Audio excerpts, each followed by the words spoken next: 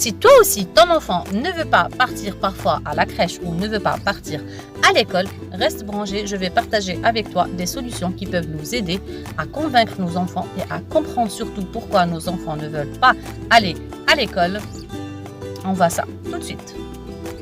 En général, lorsque l'enfant nous dit qu'il ne veut pas partir à l'école, notre première réaction, c'est de dire « Mais pourquoi tu ne veux pas partir à l'école? À l'école, tu vas t'amuser, tu vas trouver tes copains, tu vas apprendre à lire, à écrire, tu vas développer beaucoup de choses, c'est bien, il faut partir à l'école. » En général, c'est ce qu'on essaye de faire en tant que parent. On essaye de rassurer l'enfant et de lui montrer les choses positives de l'école. Et c'est tout à fait normal. Sauf que en réalité, le plus important, c'est de comprendre pourquoi notre enfant ne veut pas partir à l'école. En général, si il rechigne ou il ne veut pas partir, c'est qu'il y a quelque chose derrière.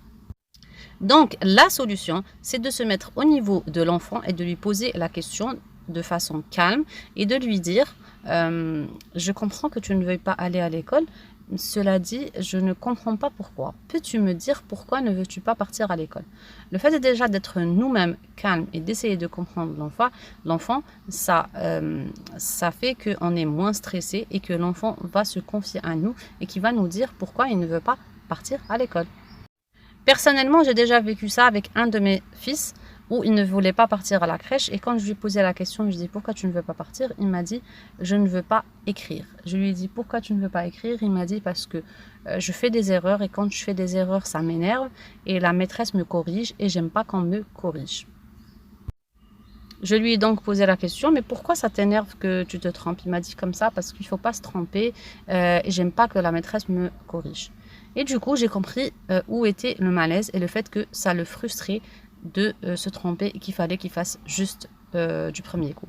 Je lui ai expliqué qu'il était très important de faire des erreurs. Car c'est à partir de nos erreurs qu'on apprend et c'est bien de se tromper. C'est quand on se trompe qu'on s'améliore et qu'on apprend. Et je lui ai dit, on fait tous des erreurs.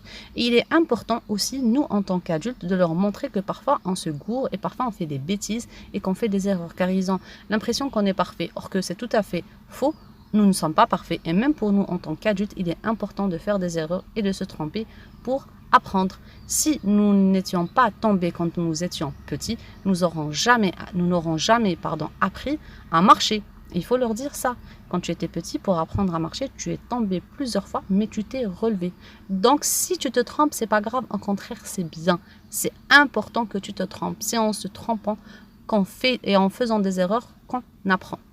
Donc voilà les amis, j'ai partagé avec vous cette solution qui est énormément efficace. Mais ce que je veux transmettre comme message, c'est qu'il est important de transmettre à nos enfants qu'il faut savoir se tromper, que c'est important de se tromper.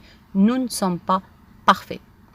Voilà, j'espère que cette vidéo vous aura plu. Si c'est le cas, n'hésitez pas à la partager autour de vous et à me mettre un pouce bleu pour m'encourager à vous donner encore plus de contenu. Sur ce, je vous dis excellente journée, prenez grand soin de vous et à la prochaine vidéo d'ici la semaine prochaine. Ciao!